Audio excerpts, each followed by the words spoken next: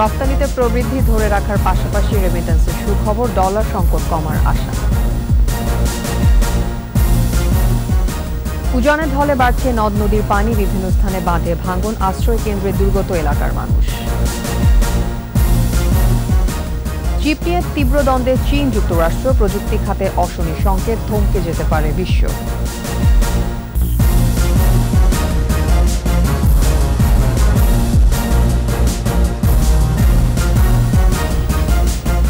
শুনছিলেন first security ইসলামী bank limited সংবাদ শিরোনাম। আমন্ত্রণ জানাচ্ছি সকাল 9টার 21 সংবাদে। আপনাদের সাথে থাকছে আমি তাসনিম আফিফা। দর্শক, 21 টেলিভিশনের সংবাদ একই সাথে সরাসরি দেখতে পাবেন আমাদের ফেসবুক পেজ www.facebook.com/2124 তৈরি পোশাকের উপর ভর করে রফতানিতে ইতিবাচক প্রবৃদ্ধি ধরে রেখেছে বাংলাদেশ, পাশাপাশি বেড়েছে রেমিটেন্স প্রবাহ। বৈদেশিক মুদ্রা অর্জনের এই প্রধান দুই খাতের ইতিবাচক অর্জনে ডলার সংকট অনেকটাই কমেছে বলে মত অর্থনীতিবিদদের। রিপোর্ট মেহেদী হাসানের। ডলার সংকটে চাপে দেশের অর্থনীতি। এমন পরিস্থিতিতে সদ্য সমাপ্ত 2022-23 অর্থবছরে পণ্য রপ্তানি হয়েছে 5,556 কোটি ডলার, যা আগের অর্থবছরের তুলনায় 6.67% বেশি। পাশাপাশি রেমিটেন্স এসেছে 2,161 কোটি ডলার, যা আগের অর্থবছরের চেয়ে প্রায় 3% বেশি। রপ্তানি উন্নয়ন ব্যুরো ইপিবি বলছে 2022-23 অর্থবছরে রপ্তানি আয়ের 84% এসেছে তৈরি পোশাক থেকে, যা আগের অর্থবছরে ছিল 81.81%। ফলে চামড়া, পাট, হোম টেক্সটাইল এবং কৃষিজাত পণ্যের রপ্তানি কমলেও সামগ্রিক রপ্তানি ইতিবাচক। পুরো বছরটাই আসলে রপ্তানির ক্ষেত্রে বেশ কিছু অনিশ্চয়তা ছিল। কখনো কোনো মাসে ভালো রপ্তানি হয়েছে, কখনো নেগেটিভ গ্রোথ ছিল, but at the end of the year আমরা একটা ইতিবাচক ধারায় ফিরতে পেরেছি।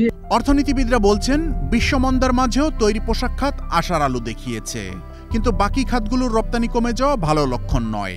আমাদের যেটা আক্ষেপের বিষয় সেটা হচ্ছে যে আমাদের নন আরএমজি খাতটা একেবারেই শূন্যের কোঠা, মানে নেগেটিভেই আমরা ছেড়াতে পারছি না। এটা আমাদের অর্থনৈতিক ভারসাম্য রক্ষায় একটা সমস্যার কারণ হয়ে দাঁড়াবে আগামীতে যদি আমরা এটাকে ট্যাকল করতে না পারি। অন্যদিকে গত এক বছরে রেকর্ড সংখ্যক জনশক্তি প্রবাসী পাড়ি জমালেও রেমিটেন্স প্রবাহ সে অনুযায়ী না বাড়া হতাশার বলছেন এই অর্থনীতিবিদ।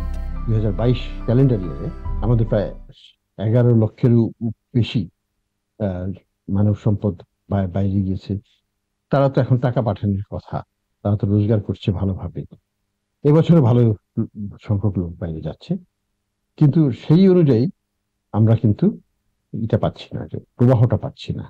এখনো অদক্ষ বা আধাদক্ষ শ্রমিকের উপর নির্ভর করায় রেমিটেন্স আয়ে প্রতিযোগী দেশগুলোর তুলনায় বাংলাদেশ পিছিয়ে আছে বলেও মত তার। মেহেদী হাসান, 21 টেলিভিশন, ঢাকা। যুক্তরাষ্ট্রে চিপ প্রযুক্তির উপাদান জার্মেনিয়াম ও গ্যালিয়াম রফতানিতে নিষেধাজ্ঞা দিল চীন। চিপ রফতানিতে যুক্তরাষ্ট্রের নিষেধাজ্ঞার পাল্টা জবাবে এই সিদ্ধান্ত দেশটির। এতে দুই পরাশক্তির সম্পর্কের তিক্ততা আরও বাড়ার আশঙ্কায় বিশ্লেষকরা। আরও জানাচ্ছেন আজহারুল ইসলাম। গত বছরের অক্টোবরে কৃত্রিম বুদ্ধিমত্তা বা এআই প্রযুক্তিতে ব্যবহার করা কম্পিউটার চিপ এবং চিপ তৈরির সরঞ্জাম চীনে রপ্তানি বন্ধে নিষেধাজ্ঞা জারি করে যুক্তরাষ্ট্র। নিষেধাজ্ঞা আসে চীনের নির্দিষ্ট কিছু কারখানায় চিপ উৎপাদনে জড়িত মার্কিন নাগরিক এবং অন্য স্থায়ী বাসিন্দাদের ওপরও। এর জবাবে যুক্তরাষ্ট্রে সেমিকন্ডাক্টর, টেলিযোগাযোগ এবং বৈদ্যুতিক যান তৈরির সরঞ্জামের দুটি গুরুত্বপূর্ণ ধাতু জার্মেনিয়াম এবং গ্যালিয়াম রপ্তানিতে নিষেধাজ্ঞা জারি করেছে চীন। 1 আগস্ট থেকে নিষেধাজ্ঞা কার্যকর হবে। চীন বলছে, যারা ধাতু দুটি রপ্তানি করতে চান তাদের বাণিজ্য মন্ত্রণালয়ে লাইসেন্সের আবেদনের পাশাপাশি বিদেশি ক্রেতাদের আবেদনের বিবরণও প্রকাশ করতে হবে।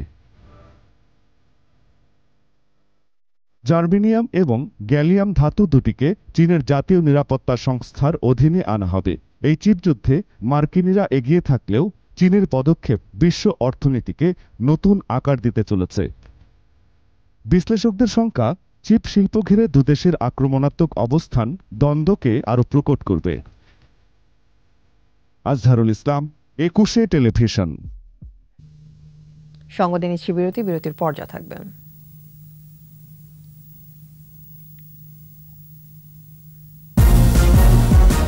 নেই প্রযুক্তিগত উন্নয়ন, হারিয়ে যাচ্ছে গাঙ্গের ঐতিহ্যবাহী তাঁত শিল্প।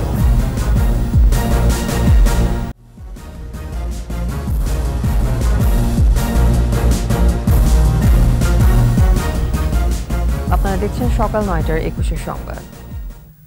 যাত্রীদের সুবিধার্থে আগামী ৮ জুলাই থেকে মেট্রো রেল চলাচলের সময় রাতে আধা ঘন্টা বাড়ানো হচ্ছে।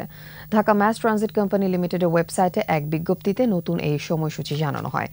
বিজ্ঞপ্তিতে বলা হয় ৮ জুলাই থেকে রাত ৮:১৮ ও ৮:৩০ দুটি ট্রেন আগারগাঁও স্টেশন থেকে যাত্রা শুরু করে প্রতিটি স্টেশনে থেমে উত্তর মেট্রো রেল স্টেশন পর্যন্ত চলাচল করবে। এই দুটি মেট্রো ট্রেনে শুধু এমআরটি পাস বা র্যাপিড পাস ব্যবহার করে যাতায়াত করা যাবে, সিঙ্গেল জার্নি টিকিট ব্যবহার করে যাতায়াত করা যাবে না।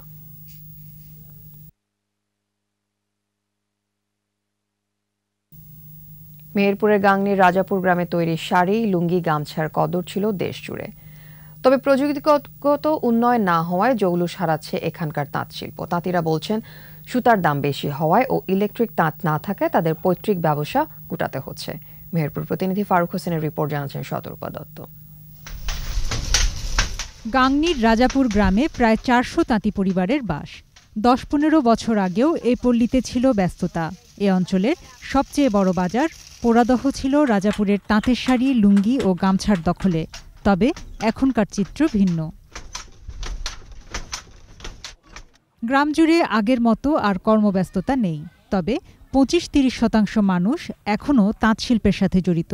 পুঁজির অভাব, সুতার দাম আর যন্ত্রচালিত তাঁত না থাকায় যুগের সাথে তাল মেলাতে পারছেন না তারা। কেউ কেউ হস্তচালিত তাঁত চালিয়ে বাপদাদার পেশা টিকিয়ে রেখেছেন, বাকিরা বদলেছেন পেশা। আমরা এখন অন্য কাজ করছি, মাঠ কি মিস্ত্রি, এই সমস্ত কাজ করে আমাদের সংসার চালাতে। 40-45 বছর ধরে কাপড়ের গামছার ব্যবসা করছি কিংবা বেচাকেনা করি।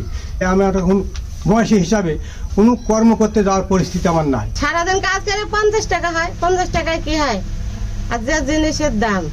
এই অবস্থা থেকে ঘুরে দাঁড়াতে সরকারি প্রণোদনা বা ঋণ চান তাঁতিরা। সরকারি সহযোগিতা সামান্যতম আমরা সহযোগিতা পেতাম, হয়তো বা আমরা ঘুরে দাঁড়ানোর একটা চেষ্টা করতাম। আমাদের এখানে যদি ওরকম ইলেকট্রিক সুবিধা বা ইলেকট্রিক পয়েন্টে তার যদি আমরা পেতাম, তাহলে আমাদের তাঁত কুটির শিল্প আবার মাজা চাড়া দিয়ে উঠত। তাঁত শিল্পীদের পাশে থাকার আশ্বাস জেলা প্রশাসনের। আমরা চেষ্টা করব যে আমাদের এই তাঁত শিল্পকে তাদের যদি চাহিদা থাকে এবং স্থানীয়ভাবে তাদের উদ্যোক্তা তৈরির প্রচেষ্টা থাকে, আমরা তাদের সাথে শরিক হব। সুদিন ফিরবে রাজাপুরের তাঁত শিল্পের, এমনটাই প্রত্যাশা এখানকার তাঁতিদের। শতরূপা দত্ত, ২১ টেলিভিশন। উজানে ঢলে পানি বৃদ্ধি অব্যাহত আছে সুনামগঞ্জের সব নদ নদীতে। এতে পানি ঢুকেছে বাড়িঘর, শিক্ষা প্রতিষ্ঠানে, তলিয়ে গেছে রাস্তাঘাট। আশ্রয়কেন্দ্রে ঠাঁই নিয়েছেন বন্যা কবলিতরা। বৃষ্টির পানিতে ভাঙন দেখা দিয়েছে গাইবান্ধার শহর রক্ষা বাঁধে। তবে পানি বাড়েনি নেত্রকোনা নদ নদীতে। বন্যা পূর্বাভাস ও সতর্কীকরণ কেন্দ্রের সর্বশেষ তথ্য মতে সুরমা ও সোমেশ্বরী নদীর পানি বিপদসীমার উপর দিয়ে প্রবাহিত হচ্ছে। প্রতিনিধিদের সহায়তায় আরও জানাচ্ছেন খুরশিদ আলম মুকুল। হু করে ঢুকছে পানি। পাহাড়ি ঢলে বেড়েছে সুনামগঞ্জের সুরমা, কুশিয়ারা, জাদুকাটা সহ ছোট বড় সব নদ নদীর পানি। সুরমা নদীর পানি প্রবাহিত হচ্ছে বিপদসীমার উপর দিয়ে। নিম্নাঞ্চল প্লাবিত হওয়ায় দুর্ভোগে পড়েছেন বাসিন্দারা। অনেকে আবার গবাদি পশু নিয়ে ঠাঁই নিয়েছেন আশ্রয় কেন্দ্রে।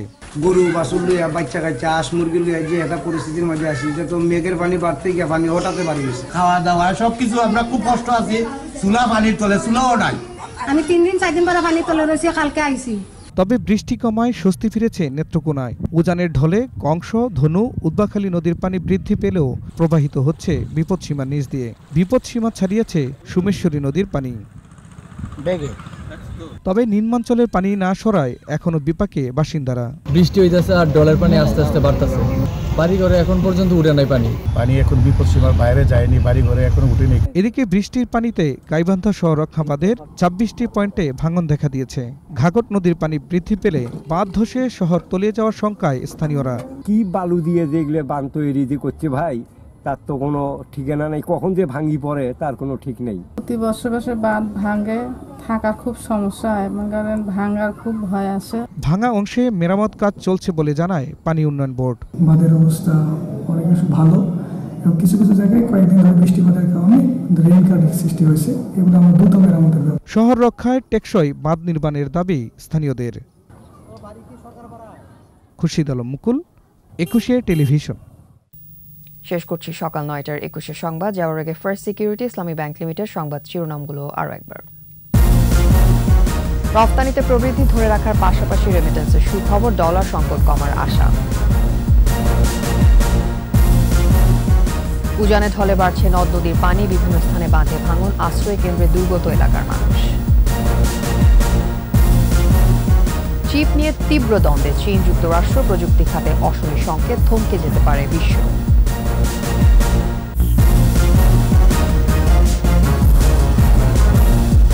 সর্বশেষ খবর জানতে ডায়াল করুন 2021 নম্বরে, ভিজিট করুন 21-tv.com এই ওয়েবসাইটে।